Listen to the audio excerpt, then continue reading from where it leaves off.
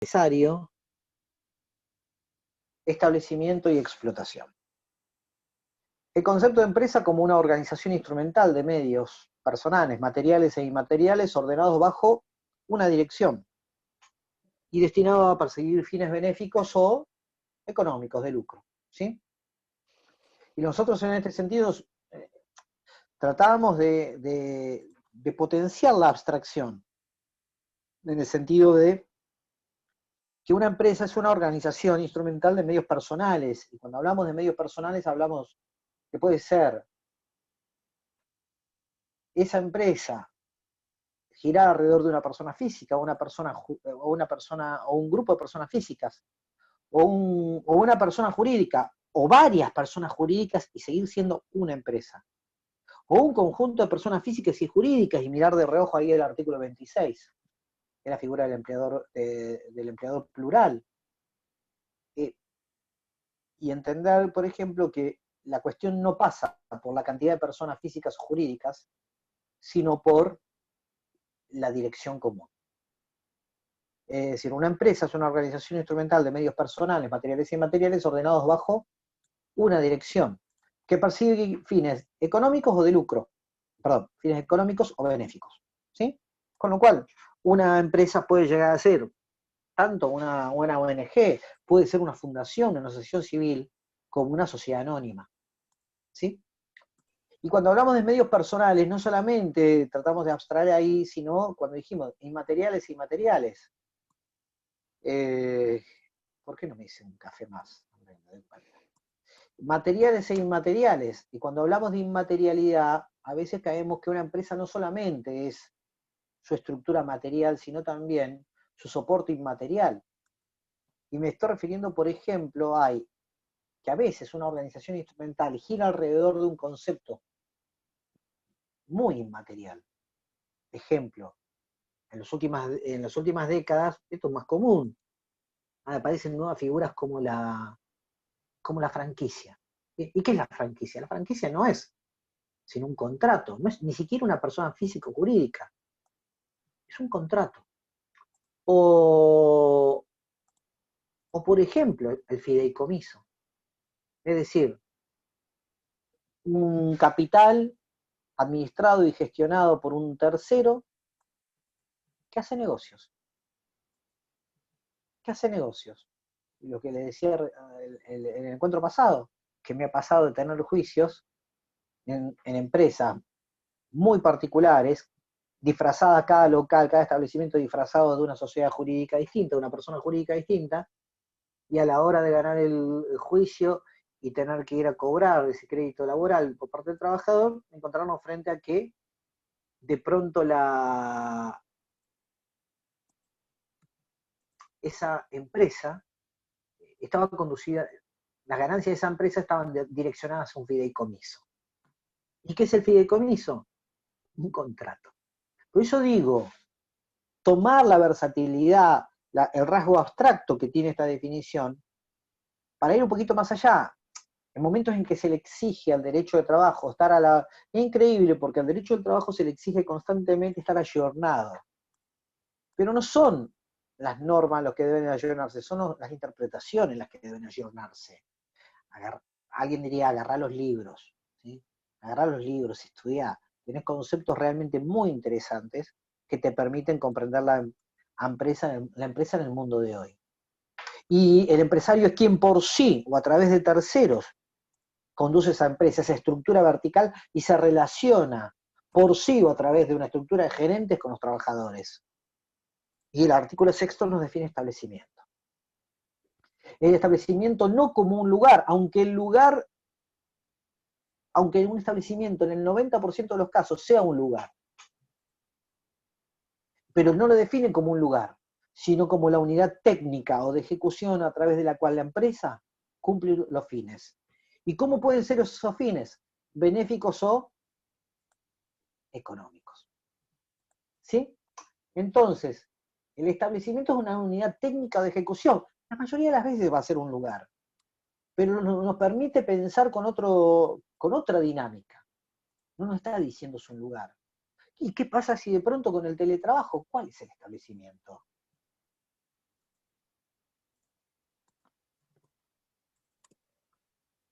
¿Cuál es el establecimiento en el teletrabajo? ¿Nuestra casa?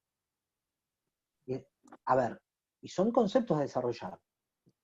A veces se habla de por ejemplo, la economía de plataformas. Rappi, Globo. ¿Cuál es el establecimiento? Ya no estamos yendo solamente al caso del colectivero que jugamos la clase pasada. Che, ¿cuál es el establecimiento colectivero? Y el domicilio de la empresa. O la cabecera. Bueno, la cabecera, o la otra cabecera. También la otra cabecera, o las dos cabeceras. Bueno, las dos. O el bondi. Bueno, el bondi. O el recorrido. Es la unidad técnica o de ejecución a través de la cual la empresa cumple sus fines. Es argumentación, es fundamentación. Para eso tiene que haber argumentación y tiene que haber fundamentación. Es imposible que no. Pero, por ejemplo, cuando tenemos un pibe que está de Rappi, pídalo ya, pedido ya, perdón.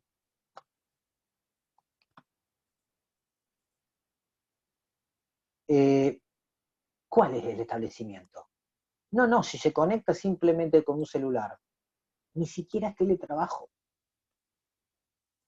ni siquiera es el domicilio, ni siquiera es estar fuera del lugar. A ver, es un no lugar. Es el algoritmo diseñando su itinerario. ¿Se comprende esto? Ah, no, bueno, y la LST no está a la altura de los tiempos. Viejo, agarrá los libros.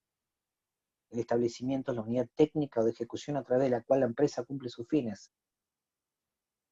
Si no te bancás que eso lo haya escrito un tipo hace 45 años y puede abarcar perfectamente las situaciones de hoy, lo que no te bancás no es la LST, no te bancás los derechos. ¿Se entiende el punto?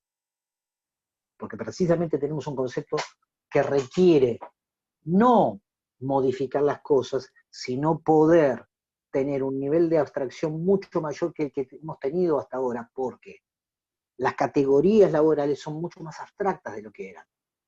¿Quién ordena tu trabajo? Un algoritmo, pero lo ordena, porque el algoritmo no es neutro, porque el algoritmo se modifica o tiene tales o cuales rasgos en función de una persona que lo determina, en función de sus intereses, en función de sus deseos, en función de muchas veces maximizar ganancias y minimizar beneficios. Aguárdame un segundito.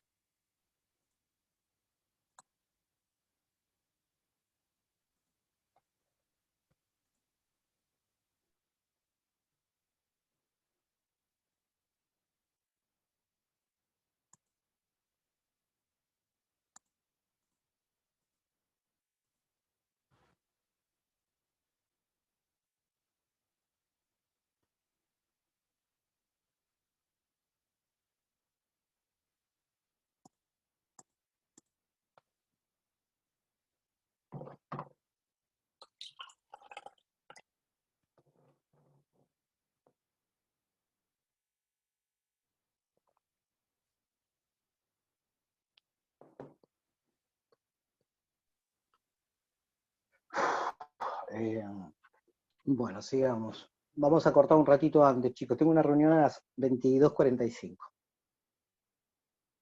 ¿De qué estábamos hablando? El establecimiento. Y de los algoritmos. Del establecimiento. El establecimiento. ¿Qué es? ¿Qué es esa situación? ¿Cómo muchos dicen, no, hace falta una ley de plataformas? A ver, no. Es necesario que nosotros abusemos los sentidos y podamos entender la complejidad de estos conceptos.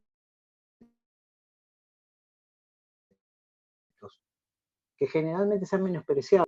¿Dice eso la ley? ¿Que es un lugar? No, no lo dice. Es la unidad técnica o de ejecución a través de la cual la empresa cumple sus fines. Es decir, en todo caso lo que habrá que semantizar de modo diferente. Aguárdame un segundito, por favor, discúlpeme, tengo un problema con la carrera.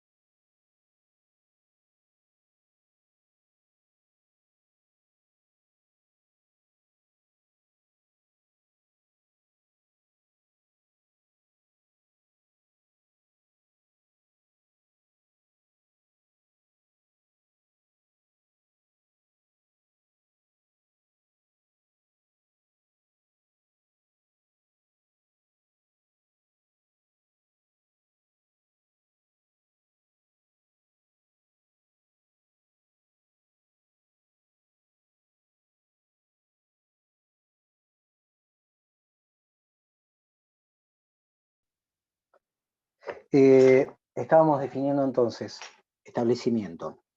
El concepto que le sigue, para tener muy presente, es el concepto de explotación, entendiendo explotación como análogo a actividad, ¿sí?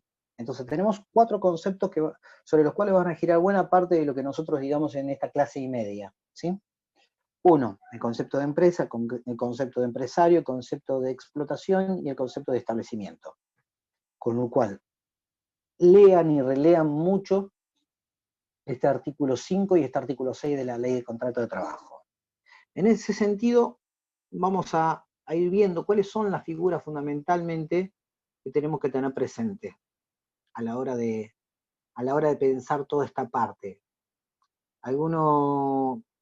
Si yo tuviera que ponerle algún tipo de nomenclatura, un título a una unidad de todos los temas que vamos a ver a continuación, sin duda sería ¿quién es? ¿Dónde está el empleador?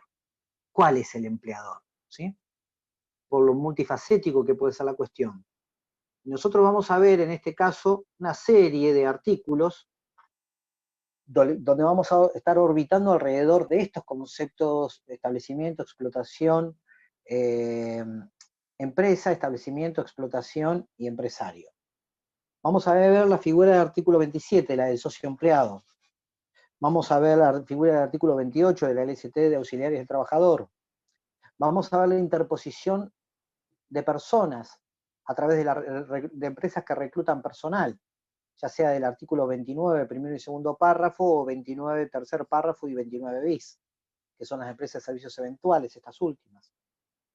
La subcontratación, que es uno de los supuestos del artículo 30 de la LST. Los grupos económicos, que están en el artículo 31 de la Ley de Contrato de Trabajo. La cesión y transferencia de establecimiento sincrónica, que están en el artículo 30 de la Ley de Contrato de Trabajo, y la cesión y transferencia diacrónica del establecimiento, que están en el artículo 225, 226, 227 y 228 de la Ley de Contrato de Trabajo, y la cesión de personal, que es el artículo 229 de la LST, ¿sí? Ustedes fíjense, yo hice un mapa rápido, de hecho, vamos a verlo detenidamente cada uno, así que ninguno se espante por esta situación, por este raconto rápido, abuelo de pájaro de esta situación, pero para ordenarnos un poquitito, ¿sí? En función de esto, lo primero que tenemos que tener presente es algo que yo señalé el otro día, que es lo que el propio Centeno, cuando confeccionaba estos artículos, venía pensando. Hay 2 compañeros de ruta desde el comienzo mismo del derecho al trabajo. El fraude, la simulación, tiene una antigüedad comparable a la que tiene el mismísimo derecho al trabajo. Han sido compañeros de ruta desde el mismísimo momento en que se establecieron las primeras garantías para los trabajadores, en la limitación de la libertad contractual. Por eso nosotros vamos a tener un gran mecanismo antifraude cuando tengamos dificultades en torno a la figura del empleador.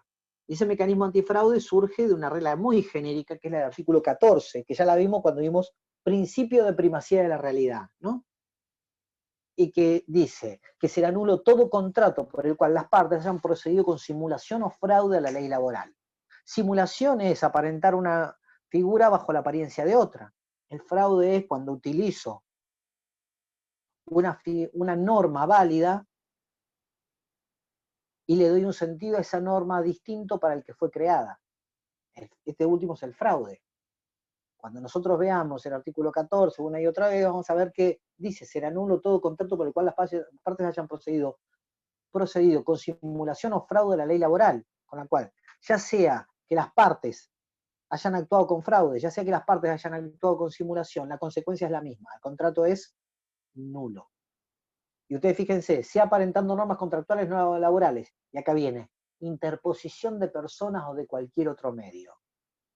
Aquí tengo una regla genérica, pero sin perjuicio de eso, nosotros vamos a ir a los artículos 27, 28, 29, 30, 31, 225, 226, 227, 228, 229 y 230 de la Ley de Contrato de Trabajo. ¿Sí? Entonces, avancemos nomás. Les voy a pedir a continuación si alguien puede leerme el artículo 27 de la Ley de Contrato de Trabajo. Lo leo yo. Por favor. Artículo 27. Socio empleado. Las personas que, integrando una sociedad, prestan a esta toda su actividad o parte principal de la misma en forma personal y habitual, con sujeción a las instrucciones o directivas que se le impartan o pudieran impartárseles para el cumplimiento de tal actividad. Serán consideradas como trabajadores dependientes de la sociedad a los efectos de la aplicación de esta ley y los regímenes legales o convencionales que regulan y protegen la prestación de trabajo en relación de dependencia. Bueno, esto tiene que ver con lo siguiente. A ver, sí, perdón, creo que te interrumpí. Sí. Exceptúanse las sociedades de familia entre padres e hijos. Las prestaciones accesorias a que se obligaren los socios, aun cuando ellas resultasen del contrato social. Si existieran las modalidades consignadas, se considerarán obligaciones de terceros con respecto a la sociedad y regidas por esta ley o por regímenes legales o convencionales aplicables. Bueno, a ver, hay un error en la conceptualización de esto, y le cuento la historia, para qué caso se hizo.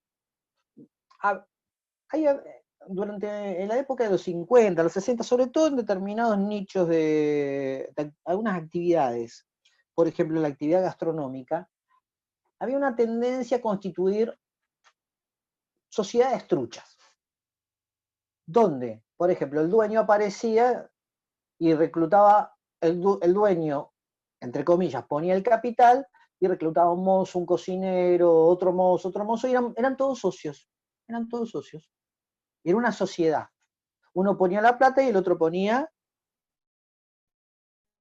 el capital.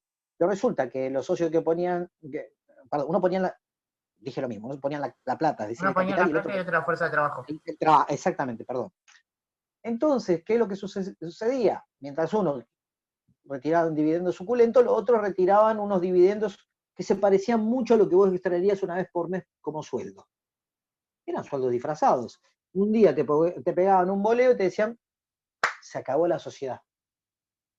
Y trataban de esa manera de eludir el derecho al trabajo. ¿Se entiende? Centeno y Fernández Gianotti, cuando piensan esto, dicen, che, no nos pongamos a discutir si la sociedad es verdadera o es trucha. Hagamos algo distinto. Y ahí es donde aparece el artículo 27. ¿Sí? Las personas que integrando una sociedad prestan a esta toda su actividad o parte principal de la misma, discúlpeme, estoy tratando de abrir acá una ventanita. Las personas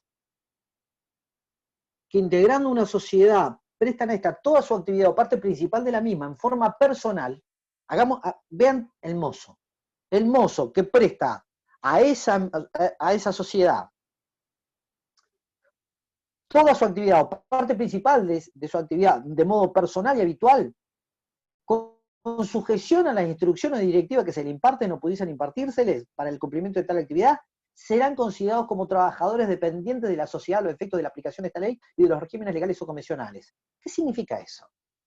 Si un laburante, además de ser laburante, le dicen, vos sos socio, Centeno dice que si ese laburante prestó su actividad toda o la parte principal de su actividad de modo habitual y de modo personal, se le van a respetar los derechos laborales.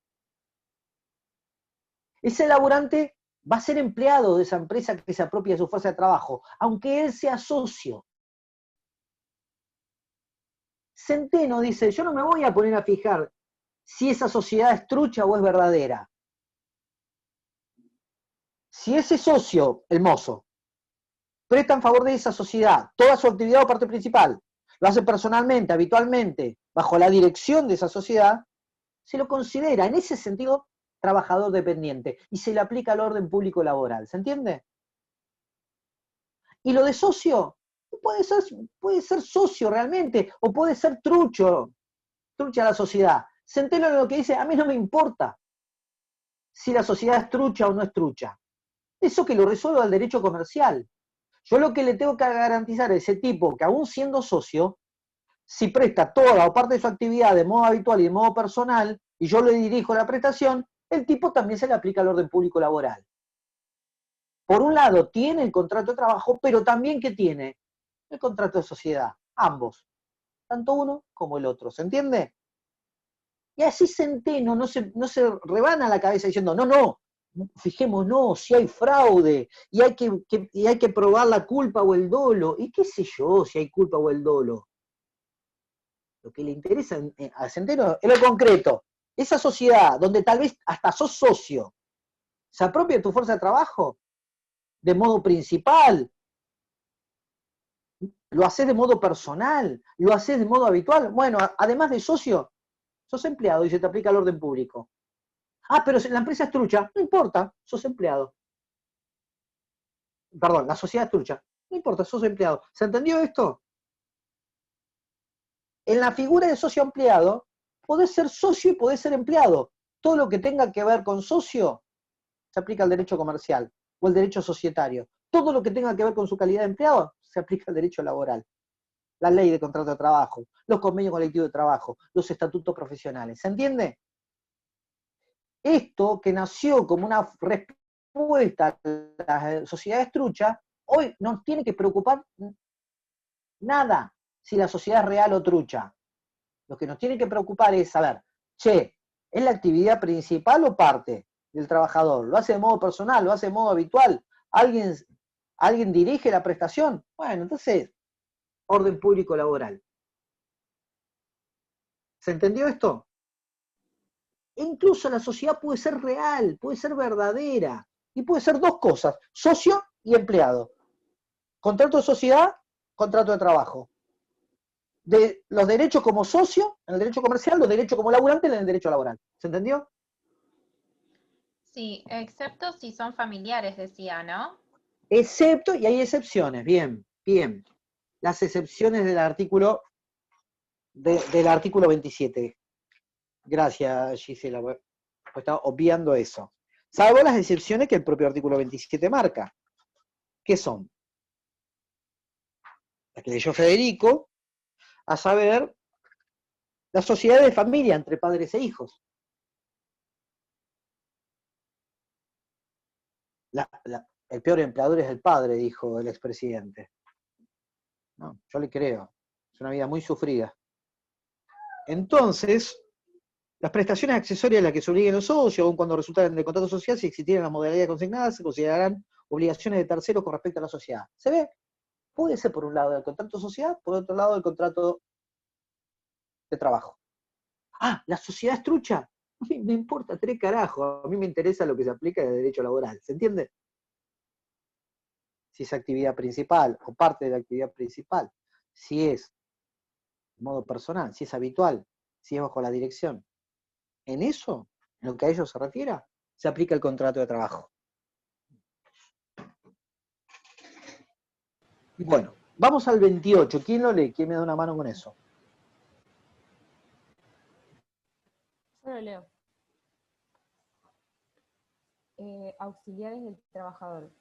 Si el trabajador estuviese autorizado a servirse a auxiliares, entonces serán considerados como en relación directa con el empleador de aquel, salvo excepción expresa prevista por esta ley o los regímenes legales o convencionales aplicables. Bueno, esto es muy sencillo. El artículo 28. Un trabajador recluta a un grupo de trabajadores. ¿Quién es el empleador? Aquí, en principio, uno podría decir, el empleador de todos esos auxiliares de ese trabajador es el empleador de ese trabajador. Pero hay una expresión ahí muy importante. Si el trabajador estuviese autorizado a servirse de auxiliares, estos serán considerados como relación directa con el empleador de aquel, salvo excepción prevista. Fíjense lo que dice al principio, si el trabajador estuviese autorizado. Y ahí está la clave. ese trabajador que recluta a los auxiliares para que trabajen a nombre de la empresa, tiene que estar autorizado por la empresa. ¿Se entiende? Si está autorizado ese trabajador para reclutar auxiliares, el empleador de esos auxiliares del trabajador, ¿quién es? La empresa.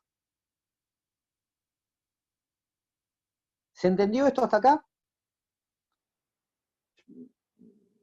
A ver, tengo un día de perro, pero hay una anécdota muy graciosa que tengo con respecto a esto. Que yo una vez me di cuenta de me siguen apareciendo unos carteles escatológicos. Me acuerdo una vez, yo no tengo muchos casos como abogado de empleadores, ¿no? El 90% de los casos que he tenido son parte actora. Escriban por ahí, parte actora es cuando un trabajador dice, cuando un abogado dice, hago parte actora en derecho laboral, es que asesora laburantes, ¿sí? ¿Por qué? Actora, la parte actora es la que demanda, y la otra es la parte demandada, que generalmente es el empleador. Es muy raro que un empleador demande, por eso generalmente dice, hago parte actora, defender laburante. Eso pasa en el derecho del trabajo, en otros derechos, parte actora o demandada es indistinto, nunca sabe quién demanda y quién es el demandado, ¿sí? Pero bueno, yo he hecho casi siempre parte actora. Y se me dio una situación muy particular porque en el año 2001, por el corralito, me viene a ver una monja. Y no solamente no hago parte actora, sino mucho menos, yo ni la comunión tomé, ni me casé, ni apenas me bauticé porque no me pudo poner a tiempo. Era muy pequeño. Me vino a ver una monja y finalmente le tramité algunas cuestiones de un corralito que tenía porque bancaban unas escuelas en Chaco. Bueno, terminamos de muy buenas migas con ella. Me vine a ver 2 meses después diciendo que tenía un tema laboral, un problema laboral. Y no le pude decir que no. La monja viene ahí, pero ¿qué es? No, una señora que trabajaba ahí, pero yo no hago, hermana. Y yo dije, bueno, está bien, usted tramita mi salvación divina y yo hago esto, ¿sí? Negociamos, yo hice parte demandada y ella gestionaba mi situación existencial con Diosito. El punto es que pasaba la situación, fue muy particular, aprendí mucho con ese caso, por eso lo traigo. Porque era las hermanas era la congregación de las hermanas de la Santa Cruz. Voy a decir ese nombre, ¡wow! Te querés salir corriendo. Pero era muy piola, la habían echado de toda América, porque eran bastante quilomberas las monjas. Y la que me tocaba a mí era alemana. Doctor Goa, tengo un problema. Y bueno, ¿qué pasa? Tenían un predio en Quilmes, Calchaquí, 12 de octubre, un predio gigante, un lugar del carajo para jugar al fútbol, pero no había nadie jugando al fútbol, y tenían una casa grande, donde estaba la capillita, y una casa pequeña como a 200 metros adentro del predio. Imagínense lo que eran. Eran 8 monjas. Otra que los Echeveres. Tenían más terreno ahí en pleno Quilmes que... Y el tema es que 7 monjas vivían juntas, y había una que tenía un carácter recontra podrido, que no se la aguantaba a nadie, iba y dormía en la casa chiquita. Y resulta que como era mayor, eran todas grandes, la empezaron a cuidar. La empezaron a cuidar, y ¿qué? Siempre iba una señora que iba a la capillita, gente vinculada a la congregación. La cuestión que en un momento se empezó a quedar siempre la misma, porque tenía tal carácter podrido, hasta que una la aguantó más, y le empezó a tirar unos mangos. Que para los viáticos, que para el colectivo, que para esto, que para aquello. Y en un momento se naturalizó la situación. ¿Me van siguiendo? Y tenía tal carácter podrido, Florentina 6, se llamaba esa monja. La hermana Florentina tenía un carácter tan de mierda que terminó peleándose, obviamente, con esta señora. La raja, y ¿qué vino? Un telegrama y viene la demanda. Contra la congregación, que era una asociación civil, y contra Florentina. Florentina como representante de la asociación civil que había estado reclutando una trabajadora que trabajaba para la congregación. ¿Me entienden el diseño? Y ahí me aprendí, y ahí me di cuenta de la importancia, porque ¿saben cómo salí de ese enrosque? Había infinidad de actas, había tomado la hermana Teresa Heller, la alemana, con la cual me peleaba porque yo soy hincha de Boca, ella era hincha del Bayern y no perdía oportunidad para gozarme porque el Bayern le había ganado la final intercontinental a Boca. Era absolutamente futbolera, era de Baviera, es más, y la hermana Heller me decía, no, tenemos actas, sí, de la comisión directiva de la asociación civil. Y ahí, cada reunión la notificaban a la hermana díscola que no estaba autorizada a servirse de personal. ¿Se entiende esto? Y se caía como un castillo de naipes todo. Las hermanas eran muy piola. Yo me había puesto medio duro. Dicen que no hay peor fe que la del converso. A mí me había pasado, me había capturado el personaje. Bueno, y me había puesto muy duro y decidieron conciliar. Conciliar es llegar a un acuerdo. Pero me acuerdo que teníamos el punto justo, ¿entiendes? No había habido autorización. Así que la historia de la hermana, de hermanas de la... Y después me enteré, te la conté 100 veces, Rochi, ¿no?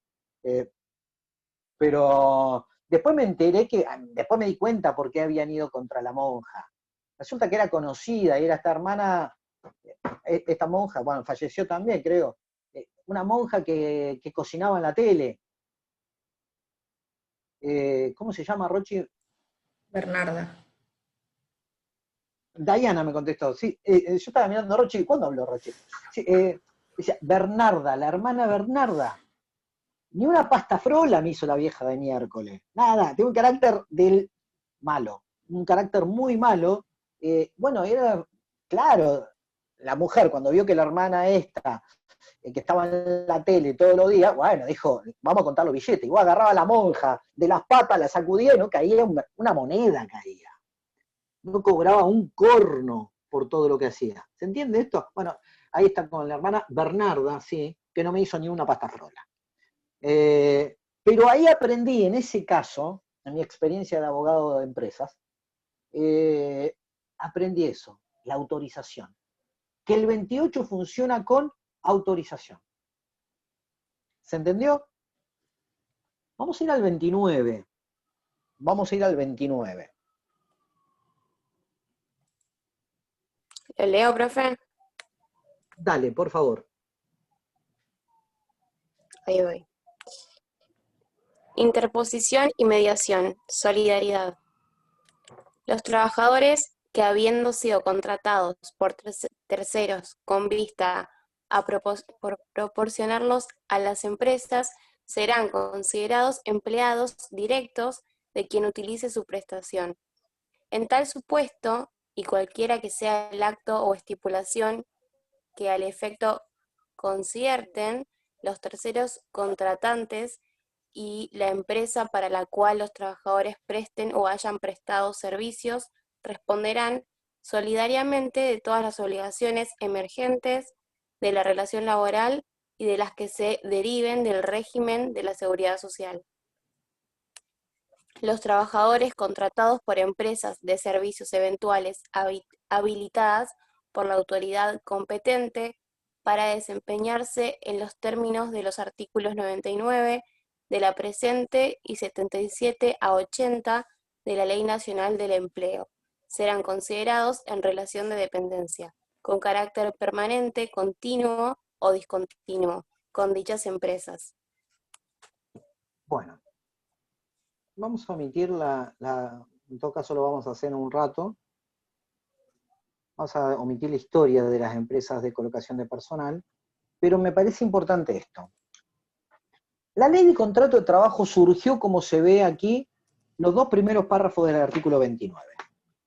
En la vieja LCT, ustedes fíjense que el 29 tiene 3 párrafos, ¿sí? El 29 actual. Y después hay un 29 bis. Detectemos. El primero y el segundo párrafo refieren a esta interposición simple de personas. ¿Cuál es el caso? Los trabajadores que habiendo sido contratados por tercero con vista a proporcionarlo a las empresas serán considerados empleados directos de quien utilice su prestación. A ver, A. La empresa A contrata a un trabajador para que se desempeñe, para que desarrolle su trabajo en B, en la empresa B. A recluta un trabajador para que labure en B. ¿Se entiende el punto? Por un lado existe un vínculo laboral, un triángulo. Es decir, A está reclutando trabajadores para que trabajen en B. A es la empresa que recluta, B es la empresa usuaria. Pero entre A y B hay vínculos. Evidentemente, además de la cuestión laboral, que es este triángulo, está la cuestión comercial. Al derecho laboral, lo que presta la atención es en el vínculo laboral, en esta triangulación. Profe, consulta. Sí. En este caso, el trabajador de A que va a prestar servicio en el B, ¿tiene que prestar servicio acorde a la empresa B o servicio que está en el A? O sea, voy a un ejemplo por ahí más claro para que se note. Una empresa de seguridad es contratada por, no sé, por una empresa y va a hacer seguridad en un supermercado, por ejemplo.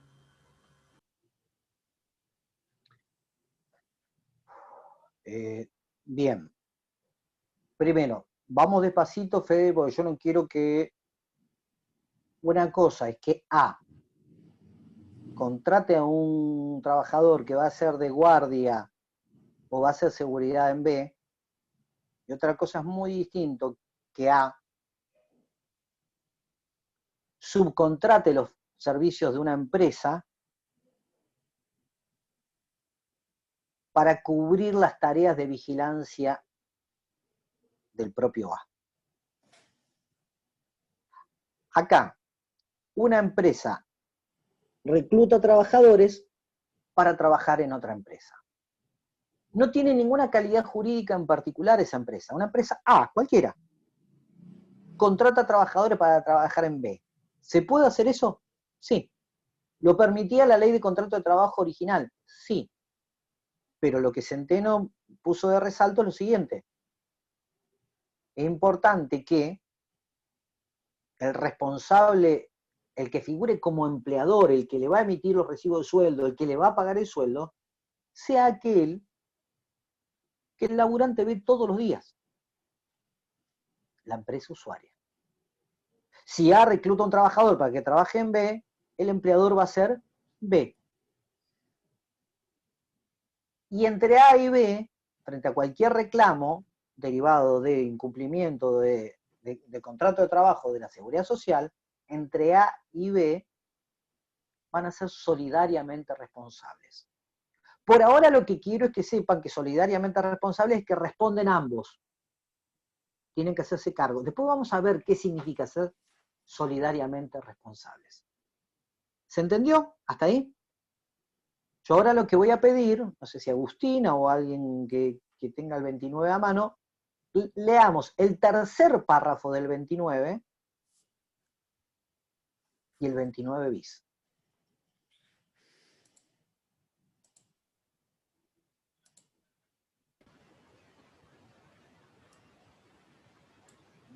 Creo que, Aldana, si estás hablando o leyendo, no se escucha porque estás muteada.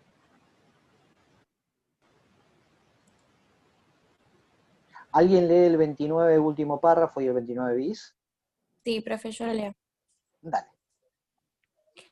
Los trabajadores contratados por empresas de servicios eventuales habilitadas por la autoridad competente para desempeñarse en los términos de los artículos 99 de la presente y 77 a 80 de la Ley Nacional del Empleo serán considerados en relación de dependencia con carácter permanente, continuo o discontinuo por dichas empresas. Bueno, espera, Agustina, antes de entrar al 29.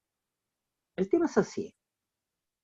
La ley de contrato de trabajo que había escrito Centeno dice, un trabajador reclutado por una empresa es destinado a una empresa usuaria. ¿Quién es el empleador? Quien ves todos los días. Aguárdeme Aguárdame un segundito, por favor. Por favor.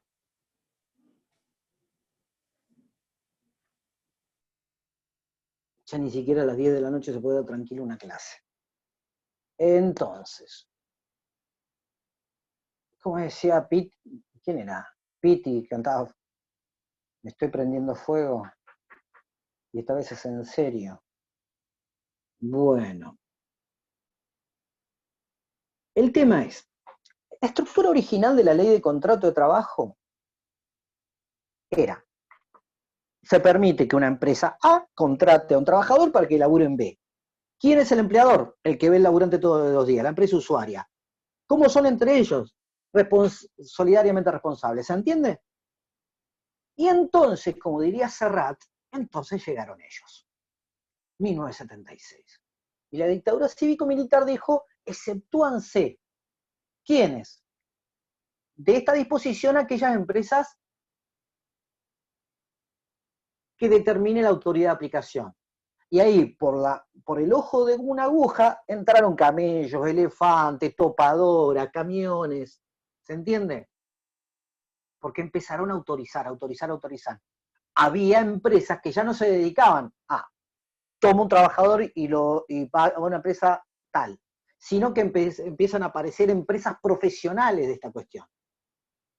Vino la topadora, como me gusta decir a mí, Manpower and Company, y empezaron a aparecer la profesionalización de la reclutación de personal, que no es nuevo en el mundo. En la Argentina existe el reclutamiento de personal, dije reclutación, no, reclutamiento de personal, existe desde el siglo XIX, en la Argentina mismo existe desde el siglo XIX. Pero los milicos permitieron lo siguiente, que esas empresas que reclutaban personal, que se dedicaban como objeto único a reclutar personal, podían tomar personal y lo mandaban a la empresa usuaria. Pero ¿quién era el empleador? La empresa que reclutaba, no la empresa usuaria. Es decir, son compañías que ponían entre paréntesis la responsabilidad de la empresa usuaria y le garantizaban mano de obra barata. ¿Se entiende lo que estoy diciendo? Esto se hizo después, fue peor todavía con un decreto de la época de Alfonsín, y con el menemismo se vino a poner un poco de orden, pero también es cierto que con el orden vino también la consolidación del esquema. Termina naturalizándose. Y aparece un tipo de sujeto, un tipo de empresa, que es una sociedad anónima con un objeto único, que ¿cuál es? Reclutar trabajadores para que presten servicios eventuales en las empresas usuarias. Y así surgen, Rochi, con mayúscula, las empresas de servicios esenciales. Y esto es lo que acaba de leer Agustina. Lo que acaba de leer Agustina tiene que ver con esto. Mirá, los trabajadores contratados por empresas de servicios eventuales no es una empresa A, sino es una empresa de servicios eventuales que se dedica a eso, a reclutar profesionalmente, habilitada por la autoridad competente para desempeñarse en los términos de los artículos 99 de la presente y 7780 de la Ley Nacional de Empleo, serán considerados en relación de dependencia con carácter permanente, continuo o discontinuo con dichas empresas. ¿Se va entendiendo un poquito más? En el régimen, si una empresa cualquiera viene y contrata a un trabajador para que trabaje en otra empresa usuaria, es 29, primera y segunda parte. Pero si la que recluta es una empresa de servicios eventuales, el empleador es la empresa de servicios eventuales. ¿Qué es una empresa de servicios eventuales? Es una sociedad anónima, es una empresa formada alrededor de una sociedad anónima con objeto único. Solamente puede dedicarse al reclutamiento y provisión de personal en actividades esenciales, eventuales. ¿Se entiende? Se entiende hasta acá, porque estoy recién entrando en el tema. Entonces, estamos hasta acá. ¿Qué es un trabajo eventual? Yo acá quiero que ustedes hagan, vamos a adelantarnos, vamos a hacer un saltito de situación. Vamos a adelantar un poco un tema que debiera verse más adelante, pero para que se pueda entender mejor. Les cuento algo. Mi tía Margarita suele decirme, no puede ser que cuando yo tengo que reclutar, cuando yo tengo que contratar a un empleado, lo tengo que tener para el resto de mi vida. Pero si tía, si vos jamás contrataste a nadie, sos laburante. No importa. Pero si vos tenés un empleado, lo tenés que tener hasta el día que se muere. No, no es así. Tía. Las modalidades de contratación en la Argentina son objetivas. ¿Qué significa eso? Anoten, es muy importante lo que voy a decir. Las necesidades operativas de la empresa determinan el modo de contratación. Reitero, las necesidades operativas de la empresa determinan el modo de contratación.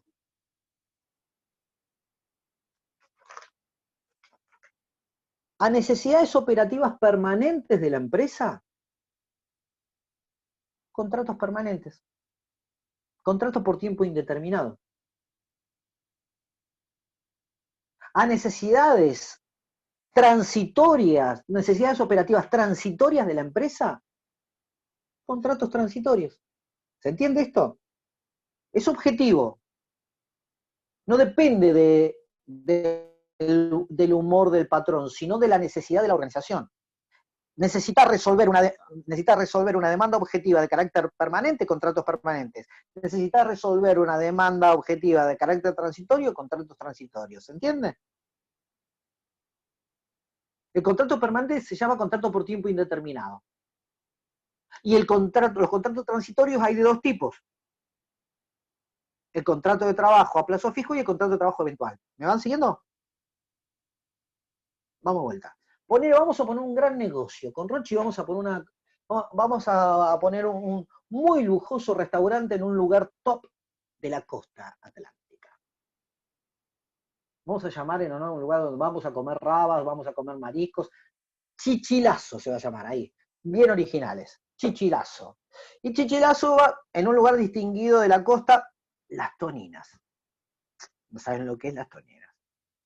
Entonces, ni Pilamar, ni Cariló, ni un carajo. Las Toninas. Aguante Las Toninas. Entonces, tenemos un berretín. Chichilazo va a estar abierto todo el año. Pero en Las Toninas no va nadie. Pleno enero con 70 grados a la sombra, la única manera que vaya alguien, bueno, no importa, va a estar abierto todo el año. Ok. Chichilazo. 24/7 los 365 días del año. Es la única vez que cierra cada 4 años el año bisiesto. Qué sé yo. Mirá qué consigna. Ya le aportamos mística al lugar. Entonces, yo necesito que esté abierto todo el año. Tengo una necesidad operativa, necesito un cocinero. Tengo una necesidad operativa, necesito mozos. Esa necesidad de 24/7 todos los días del año, ¿es permanente o es transitoria? Escucho. Permanente. No, para mí transitoria porque depende de la temporada. Durante el año, wow, no sé ¿En si voy a... ¿En qué momento hablé de temporada? Bueno, No, me fui yo del tema. permanente. Estaba hablando de todo el año, del 24/7. ¿En qué momento hablé Claro, de como dijo, temporada? de todo el año no es permanente. La necesidad operativa de la organización, la empresa, es permanente. Contratos permanentes, contratos por tiempo indeterminado. ¿Sí?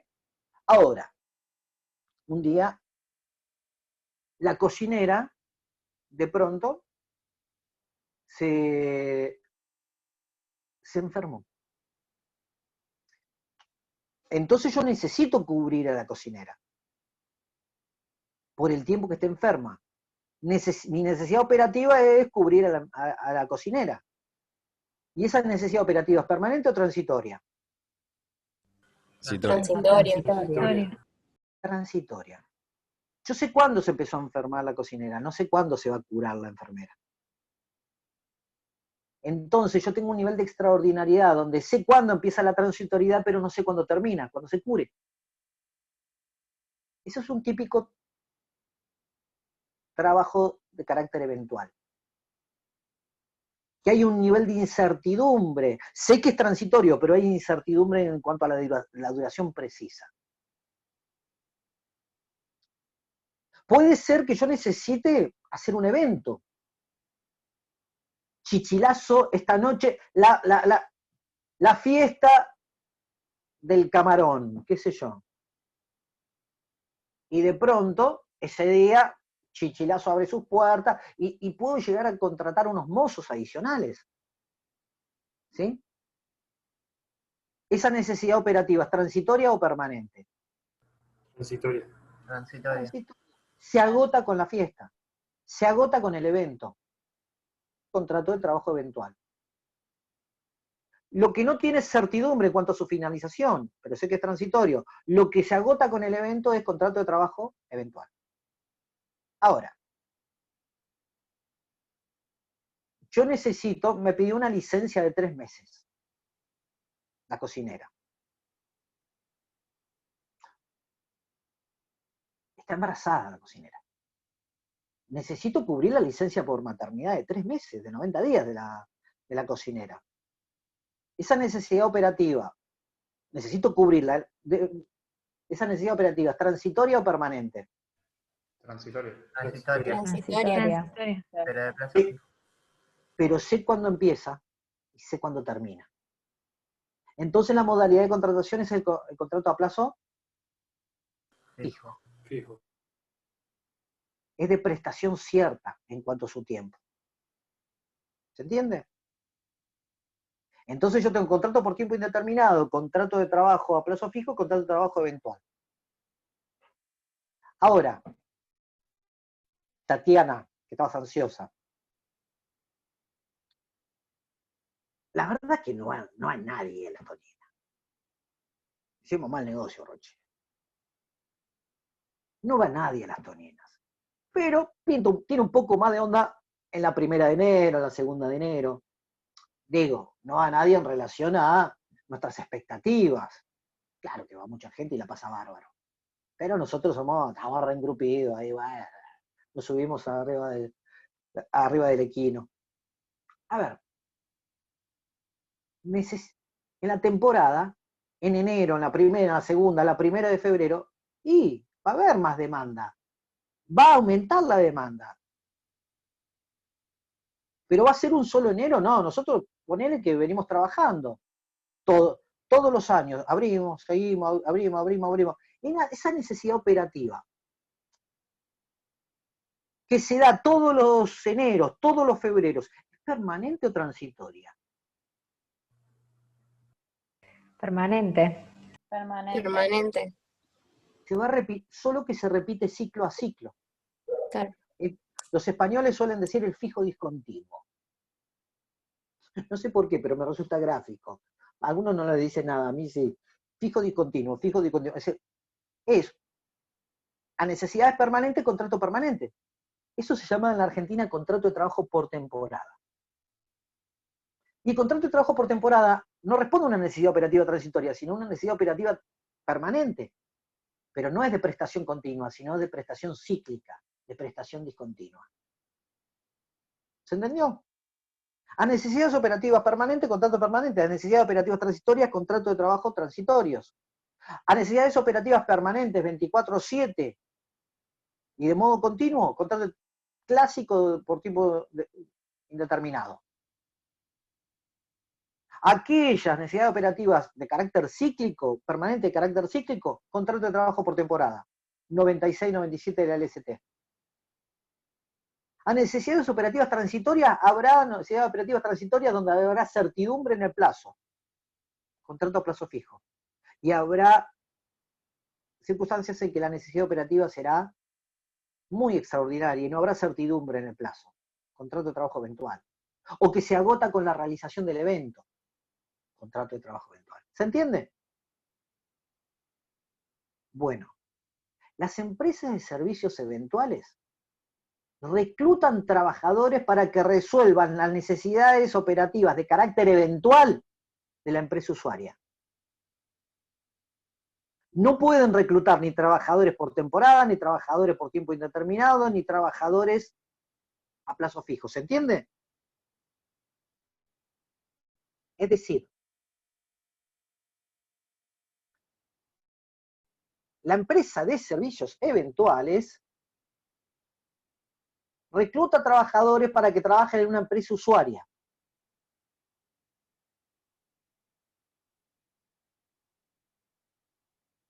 Esa empresa usuaria solamente va a poder recibir esos trabajadores en la medida que ese trabajador, esos trabajadores, cubran una necesidad operativa de carácter eventual. No puede ser un trabajador permanente. No puede ser un transitorio a plazo fijo. ¿Se entiende? Sino que tienen que resolver las necesidades operativas de carácter eventual de la empresa usuaria. ¿Se entiende esto, chiques? ¿Sí o no? Sí. Bien. Entonces, algo más aquí viene, en función de lo que leyó Agustina. Estos trabajadores contratados por empresas de servicios eventuales cumplirán tareas eventuales en la empresa usuaria. Pero ¿quién es el empleador? No es la empresa usuaria, sino que es la empresa de servicios eventuales. ¿Sí? ¿Me van siguiendo? Cuando la reclutadora es una empresa de servicios eventuales y toma trabajadores para que realicen tareas eventuales en una empresa usuaria, se aplica el 29, tercer párrafo, y el 29 bis. Y en ese caso, la empresa de servicios eventuales es la empleadora. Agustina, ¿podemos leer el 29 bis?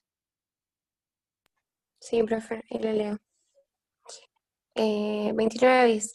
El empleador que ocupe trabajadores a través de una empresa de servicios eventuales habilitada por la autoridad competente será solidariamente responsable con aquella por todas las obligaciones laborales y deberá retener de los pagos que efectúe a la empresa de servicios eventuales los aportes y contribuciones respectivos para los organismos de la Seguridad Social y depositarlos en término. El trabajador contratado a través de una empresa de servicios eventuales estará regido por la convención colectiva, será representado por el sindicato y beneficiado por la obra social de la actividad o categoría en la que efectivamente preste servicios a la empresa usuaria. Bueno, el tema es así. ¿Quién es el empleador cuando actúa una empresa de servicios eventuales? Es la empresa de servicios eventuales. Entre la empresa de servicios eventuales y la empresa usuaria serán solidariamente responsables, pero el empleador es la empresa de servicios eventuales. ¿La empresa de servicios eventuales puede contratar a un trabajador para que realice cualquier tipo de tareas? No. Solamente puede realizar tareas de trabajo. La empresa usuaria solamente puede tener trabajadores que cubran una demanda de carácter eventual. Ejemplo, un banco que toma trabajadores para que lleven adelante una campaña de una tarjeta de crédito. ¿Sí? Se agota con la campaña. Dura más, dura más, dura menos, dura menos. Se agota con la campaña. ¿Quién es el empleador? La empresa de servicios eventuales. Ahora vamos a la cuestión, a las suspicacias de todo esto, ¿sí? Que es lo que vemos muchas veces. Fíjense esto. La empresa de servicios eventuales. Acá hay algo más que leyó Agustín y capaz que pasó desapercibido. Los trabajadores de las empresas de servicios eventuales son permanentes, porque cubren necesidades operativas permanentes de la empresa de servicios eventuales. ¿Se entiende? Hay dos tipos de trabajadores en la empresa de servicios eventuales. Aquellos que están todos los días, los administrativos, los que ordenan, los que administran, los que gestionan la empresa de servicios eventuales, que son los continuos, que son los empleados internos. ¿Se entiende? Los que están todos los días ordenando, los que lo que hacen la parte comercial, lo que administran la gestión del personal para que vaya a tal o cual empresa, fulano, mengano, sutano, ¿se entiende? Pero por otra parte, la empresa de servicios eventuales tiene trabajadores discontinuos. ¿Quiénes son los trabajadores discontinuos? Los que trabajan en la empresa usuaria. Exactamente. Ese contingente de trabajadores reclutados para ser provistos a la empresa usuaria. Pero fíjese una cosa, ese personal permanente que la empresa de servicios eventuales tiene todos los días, que está dentro de la oficina, por así decirlo, resuelve una necesidad operativa de carácter permanente, 24/7, de modo continuo. Van a tener contrato de trabajo por tiempo indeterminado. Pero aquellos que la empresa de servicios eventuales recluta para ser provistos a una empresa usuaria, también van a ser permanentes. Van a resolver una necesidad operativa de la empresa de servicios eventuales. ¿Cuál? Ser provistos a una empresa usuaria. Pero en la empresa usuaria no pueden hacer cualquier cosa. Solamente en la empresa usuaria pueden cubrir ¿qué cosa? Tareas de carácter eventual. ¿Se entendió esto, chiques? Entre la empresa de servicios eventuales y la empresa usuaria van a ser solidariamente responsables. Después veremos cómo es el asunto. Ahora, ¿qué es lo que sucede cuando uno ve cómo funciona esto? Y la empresa de servicios eventuales recluta a un trabajador. Y lo recluta y, qué sé yo, el ejemplo de la tarjeta de crédito. Fue un banco por una campaña de tarjeta de crédito. Y vos lo sentás a ese que está en la campaña, se sienta al lado de un trabajador permanente del banco. Y cuando a poco de andar te das cuenta que hace lo mismo, que cumple los mismos horarios, esto y aquello, la diferencia es esta. Ahí nos leyó Agustina que bueno, el trabajador de la empresa de trabajo, el trabajador que viene de la empresa de servicios eventuales, lo que constantemente va a querer, ¿qué cosa? Es adquirir el estatus del otro. Es típico que te digan, quiero que me efectivicen. Y pero si ya está efectivo, tu patrón en la empresa de servicios eventuales, y vos decís, no jodamos. Y más cuando pasan los meses y dicen, el mismo trabajador está al lado de otro que es empleo bancario, pero este no. ¿Y ese trabajador qué es lo que quiere? Agustina va a decir, no, pero se le garantizan los derechos sindicales, los derechos individuales. Ese trabajador que vino de la empresa de servicios eventuales, ¿se va a afiliar al sindicato? ¿Va a reclamar que le paguen lo que dice el convenio colectivo de trabajo? No, me voy a adherir a la huelga, sí, manzana, te rajan, a los 2 días otro ocupa tu lugar. ¿Entiendes lo que estamos diciendo? Hace un tiempo largo nosotros ya escribimos en realidad lo escribí solo, escribí un artículo que se llamaba La clase obrera bis. En los papeles figura con todos los mismos derechos, pero ese tipo no te va a hacer un solo lío, nunca.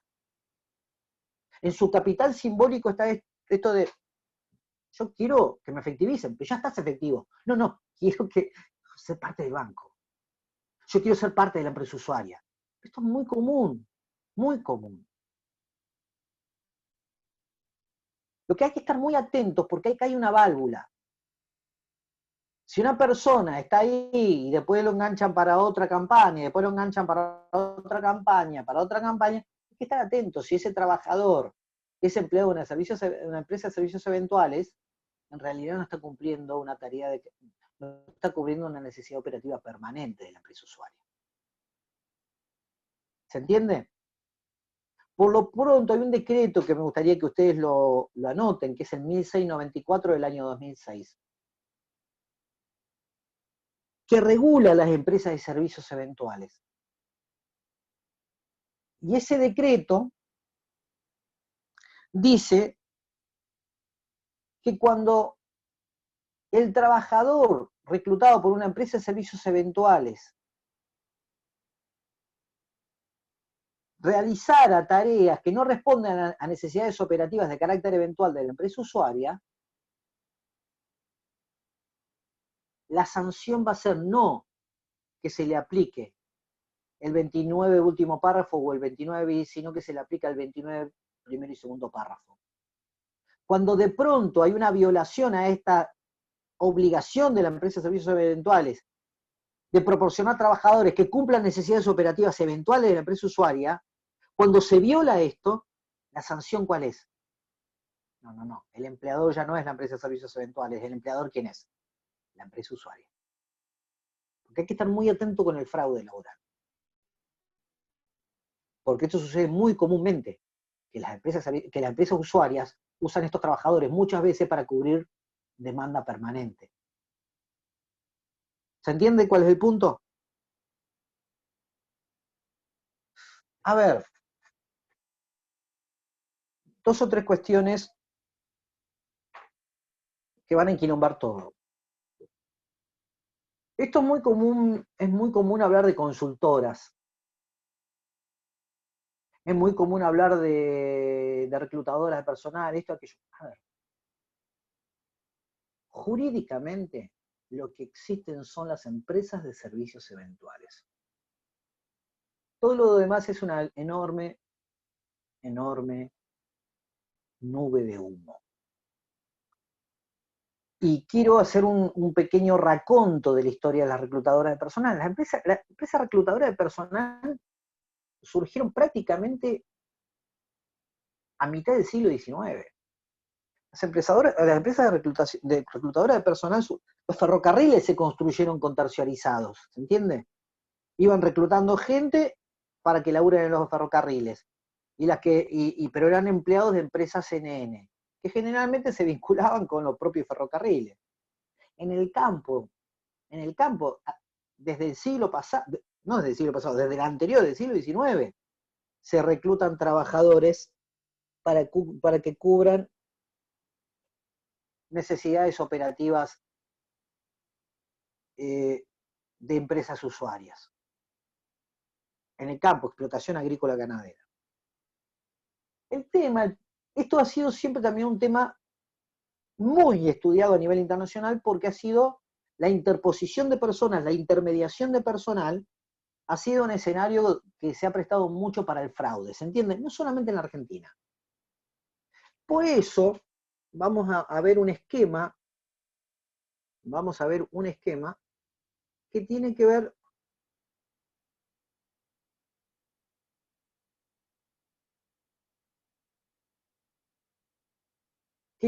ver con las empresas reclutadoras de personal. Aguardan un segundito.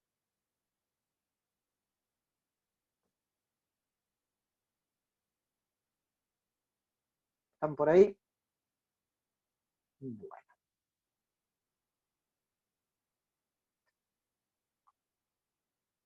La Organización Internacional del Trabajo, en el año 1933, detecta esta situación, de cómo el reclutamiento de personal era un mecanismo de fraude laboral. Y entonces, en 1933, dicta ¿qué cosa? El convenio 34 de la Organización Internacional del Trabajo, sobre agencias retribuidas de colocación.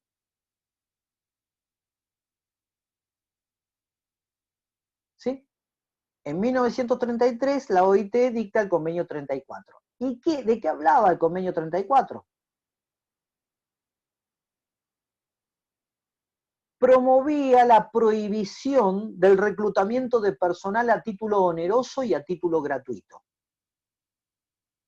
La OIT promovía la prohibición de las empresas reclutadoras de personal a título oneroso o gratuito.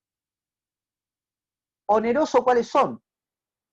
Cuando se le cobra al trabajador por conseguirle laburo. ¿Gratuito cuáles son? Cuando el que paga es la empresa usuaria. ¿Se entiende? Pero lo que promovía el convenio 34 del año 1933 era la prohibición de este tipo de empresas. ¿Y quién tenía que hacer la intermediación de personal? ¿Quién tenía que actuar como reclutadora de personal? Y lo que proponía la OIT, ¿qué es? Que sea el Estado.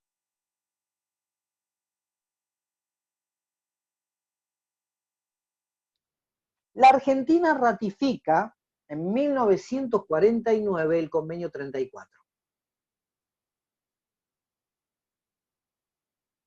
La Argentina ratifica en 1939 1949 el convenio 34.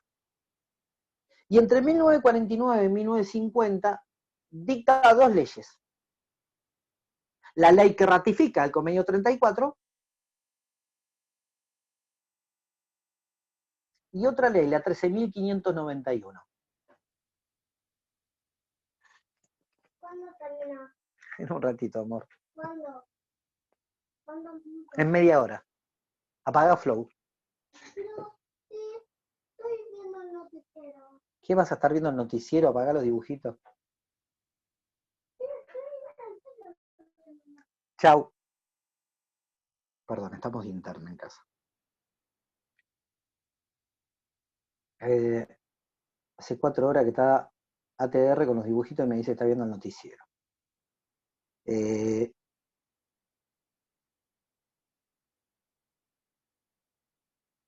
1949 se dictan dos leyes. Una que ratifica el convenio y la otra, la 13.591, que dice qué cosa. La 13.591 que dice que en la Argentina se crea el Servicio Público de Empleo dependiente del Estado y que se prohíbe la intermediación, el reclutamiento de personal a título oneroso y gratuito. ¿Se entiende esto? En el año 1951, la OIT vuelve a dictar otro convenio, el convenio 96. ¿De qué habla el convenio 96? Lo mismo que en el convenio 34. Lo mismo que en el convenio 34. Pero lo que sucede es que muchos países no habían ratificado el convenio 34. La Argentina sí lo había hecho. ¿Y qué dice el convenio 96, muchachos? Prohibamos reclutamiento de personal a título oneroso o a título gratuito, pero démosle un plazo de 3 años a los estados para que adecuen sus legislaciones internas. ¿Se entiende? 3 años más, después de 1951. Pero la Argentina ya había cumplido los deberes. ¿Se entiende? Había cumplido los deberes en 1949. ¿Se entiende hasta ahí? En el año 1996, la Argentina ratifica el convenio 96, que ya en los hechos lo venía cumpliendo. Es decir, ratificó el convenio 96 45 años después.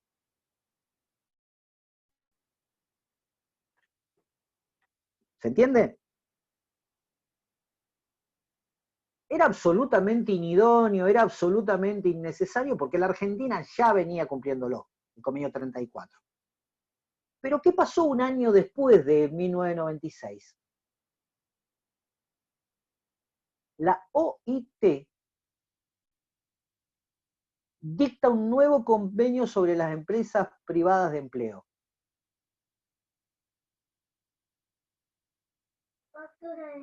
Son las 10:30, amor, sos un hincha pelota. Eran 19. Bueno, chau. Te voy a hacer comer mondongo. Es la manera de espantarlo. Jamás comimos mondongo, no importa, le suena feo y bueno. Entonces, 1997 pasa algo en la OIT. Un año después que la Argentina ratificó el convenio 96. ¿Se entiende? Y dicta el convenio 181, la OIT. ¿Y qué hace el convenio 181? Permite reclutar trabajadores a título oneroso, a título gratuito, para tenerlos de esclavos, para tenerlos de sirviente, lo puede usar de trapo de piso, de felpudo, colgarlo puede hacer lo que quieras, ¿sí? Es un típico convenio post década de los 70. ¿Recuerdan cuando yo digo que cambiaron los tantos en la OIT durante los 80? Los 80, los 90, bueno, es típico convenio. El 181 es un convenio absolutamente flexible. La Argentina jamás ratificó el convenio 181. ¿Se entendió? Ahora, en el año 2001, 4 años después de este episodio de la OIT, el gobierno de Fernando de la Duda dicta un decreto. El decreto 489. ¿Qué pretende ese decreto? Me hizo acordar a Coca Sally. ¿Qué pretende ese decreto? Reglamentar el convenio 96, que se había ratificado en el año 1996. Pero con la excusa de ratificar el convenio 96, de reglamentar, perdón, el convenio 96, ¿qué hace el gobierno de Fernando de la Duda? Abre la caja de Pandora, convoca a las brujas de Salem, convoca a todos los demonios, ¿y qué hace? Permite hacer lo que se le cante a un nuevo sujeto que son empresas privadas de empleo, las reclutadoras de personal, las consultoras. ¿Cuál es el secreto de eso? El gobierno de Fernando de la Duda, con la excusa de reglamentar el convenio 96, lo que hizo fue poner en funcionamiento el convenio 181 que la Argentina jamás reglamentó, perdón, que jamás ratificó, ¿se entiende? En realidad lo que estaba reglamentando es un convenio que la Argentina jamás ratificó, el 181. Con lo cual, ¿recuerden el artículo 28 de la Constitución? La razonabilidad, que tiene que haber una justa congruencia entre fin perseguido y medio utilizado, que la norma constitucional tiene que ser razonablemente reglamentada por la norma legal, o la ley con respecto al decreto. Bueno, claramente el decreto 489 del año 2001 del gobierno de la Duda es clara, pero claramente inconstitucional. Porque con la pretensión de reglamentar el convenio 96, trae a la Argentina algo que nunca se aprobó, el convenio 181, y que permite flexibilizar de forma salvaje el reclutamiento de personal. ¿Se entiende lo que pasó? Incluso permite el reclutamiento a título oneroso, es decir, cobrarle al laburante por conseguirle laburo.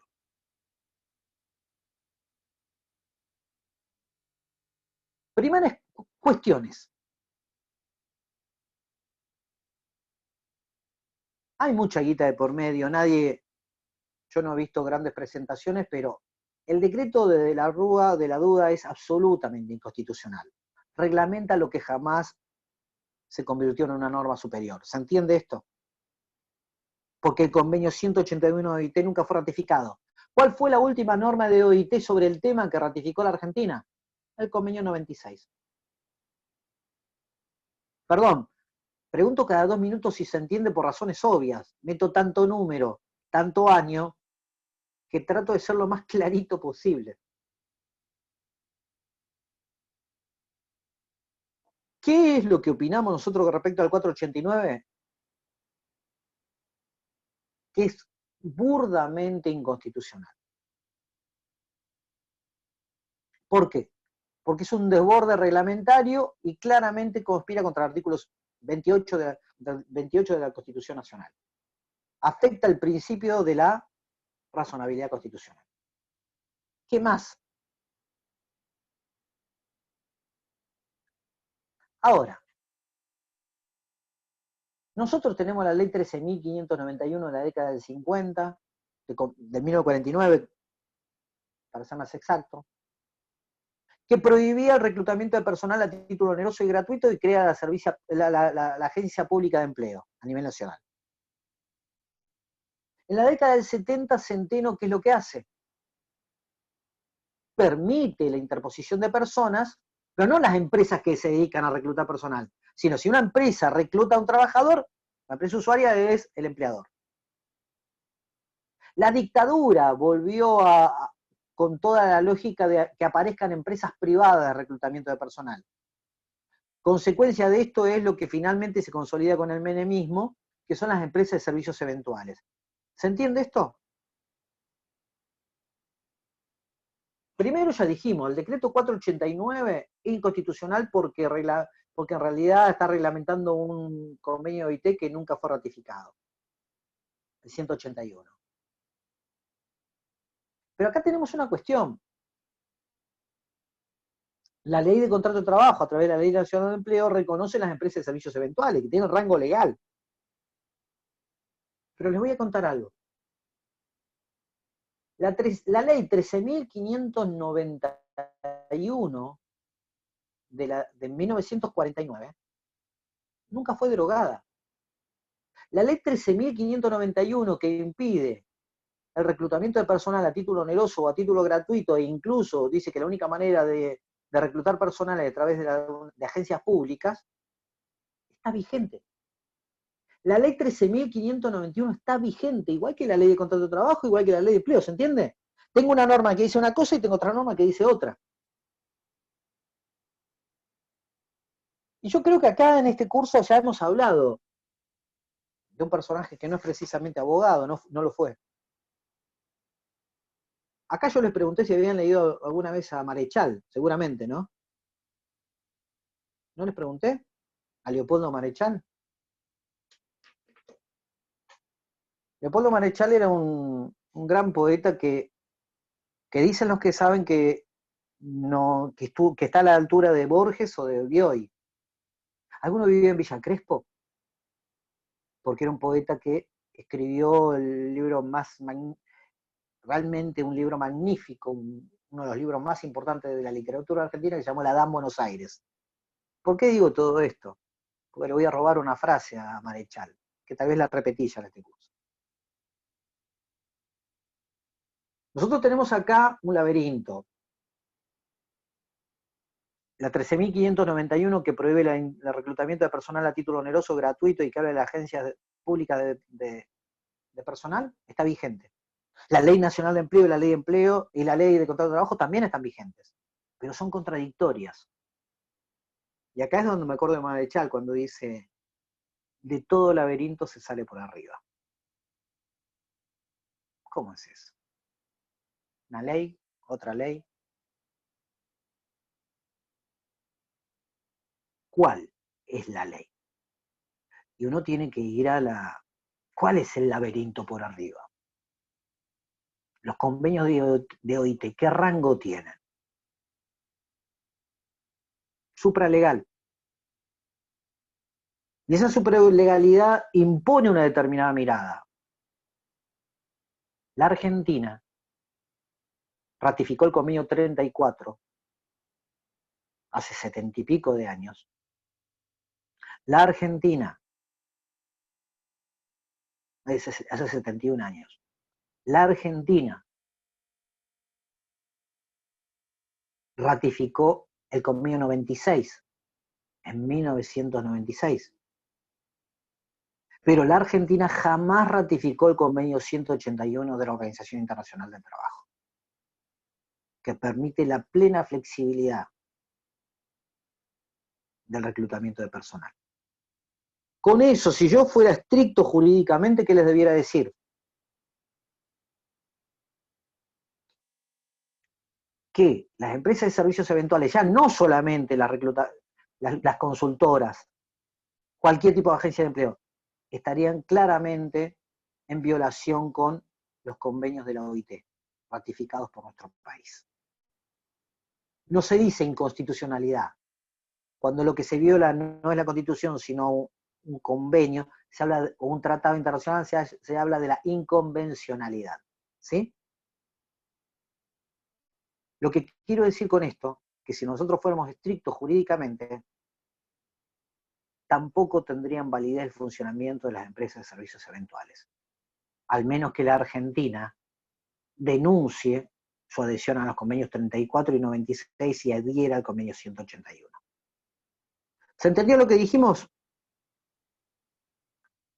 Pero para que esto suceda, tómenlo como un razonamiento jurídico para ir viendo los distintos marcos. Es muy difícil alguien que se anime a esto. Se mueven demasiados intereses. Por lo pronto, hay módicos compensaciones, como el decreto 1694 que ordena y regula a las empresas de servicios eventuales. hay claras manifestaciones de inconstitucionalidad, como el decreto 489, que reglamenta lo que nunca fue aprobado. O mejor dicho, reglamenta un convenio 96 que en ningún momento dice todo lo que dice el reglamento. Con lo cual es un desborde claramente inconstitucional en los términos del artículo 28 de la Constitución Nacional. ¿Estamos, gente, con eso? ¿Estamos con eso? Vamos a cortar acá porque en 2 minutos entro a una reunión. ¿Sí? Así que seguimos la clase que viene. Les pido, por favor, lean el artículo 30. ¿Sí? Bueno. Varias veces el artículo 30. Gracias, profe. Gracias.